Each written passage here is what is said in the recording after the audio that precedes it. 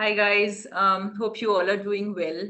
So people in India must be looking forward to an exciting festive time, isn't it? Well, a lot of exciting things are going on here at ANA Prep as well, and we'll inform you about those very soon.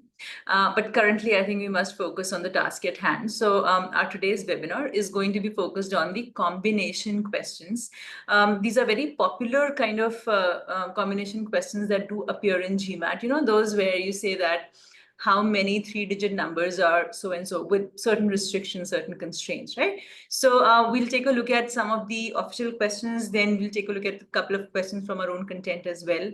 And most of these questions are rated quite high. Yeah, people normally find them a little tough. So we'll talk about how to handle them step by step, what approaches can we use here, and how to think about it, yeah, how to visualize it, fine? So let's get started. I'll share my screen with you. We're recording, right? Yeah, so that's fine. Just give me a moment.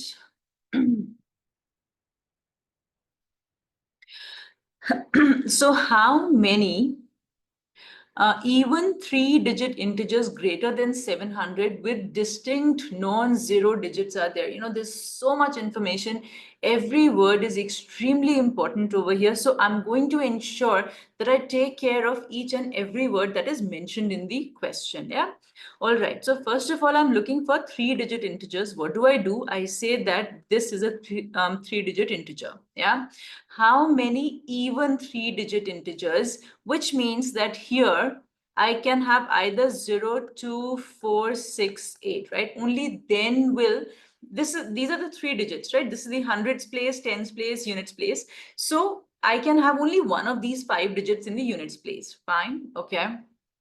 Greater than 700. Look, I've taken care of this. I've translated this over here. I've taken care of this over here. Greater than 700, which means that here I can have either a 7 or an 8 or a 9.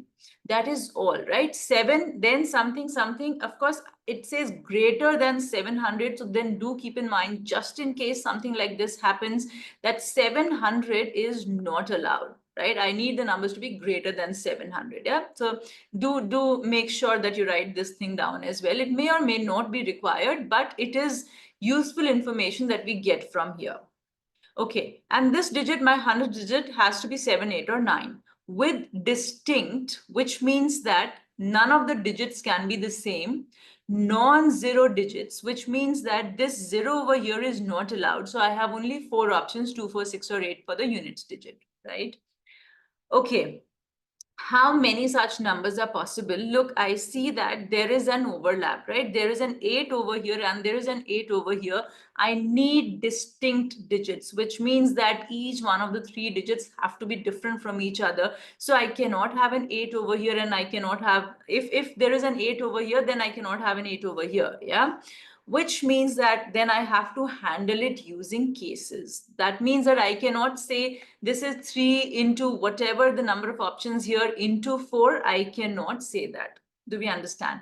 Because there is an overlap and all the digits have to be distinct. All right. So then I'm going to have 2 cases. What are the 2 cases? That my hundreds place can be either 7 or 9. Why am I taking 7 and 9 together? You know, why is it just a single case that this can be 7 or 9? Because it doesn't get repeated anywhere over here. So then my 7 is technically equivalent to 9. There is no distinction between them. Yeah. All right.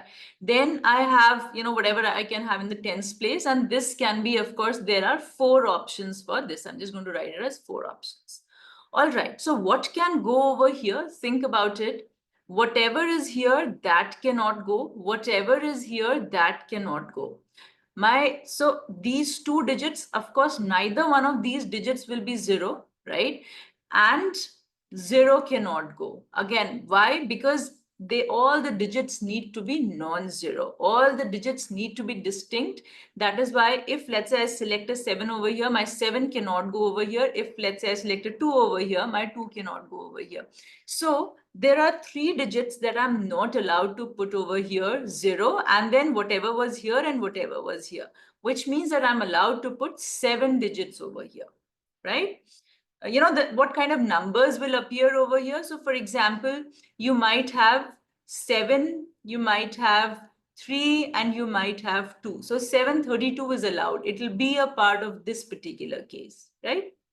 Similarly, of course, there are going to be a lot many more numbers. How many? The hundreds place I can fill in 2 ways. So I have 2 into, it will be a multiplication and not an addition. I hope you understand that. Why? Because I have to choose a hundreds place, a tens place, as well as a units place.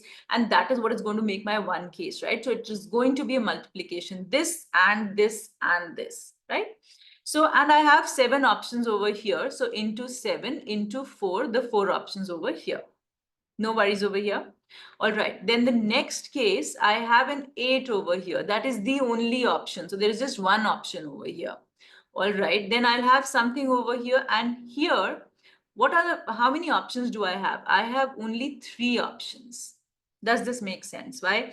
Because now I cannot have my 8 over here. I can only have 2 or 4 or 6. Of course, I cannot have a 0 also. And since I want even numbers, so either 2 or 4 or 6. Yeah. What happens to the tens place now? I cannot have 8 in the tens place. I again cannot have 0 because 0 is not allowed. And I cannot have whichever number I choose for this particular place. So again, 3 numbers are not allowed over here. So I can fill this spot in 7 ways. Each spot is distinct, right? So we don't have to worry about that, right? All right, so then how many cases do we get over here? This has to be only 8. So there is only one way to fill the hundreds place. There are 7 ways, I should write OP, yeah? There are 7 ways to fill the tens place, and there are 3 ways to fill the units place into 3.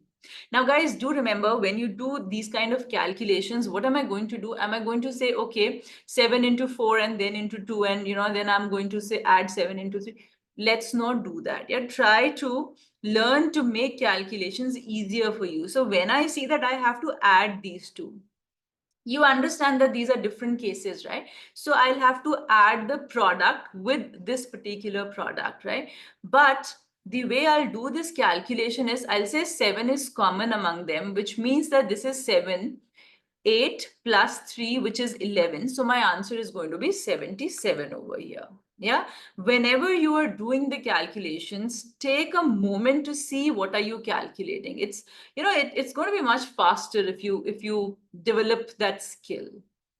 Yeah. All right. So my answer over here is going to be 77. Yeah. Tell me if there are any doubts over here. It is one of the official questions and supposed to be kind of hard. Yeah. So in case you didn't get it, don't worry too much about it. It is a 705 plus level question for sure. But then just think, analyze it one step at a time, and it won't take too much time. I mean, actually doing this in the exam doesn't take a whole lot of time. Yeah. We discussed it for far longer, of course.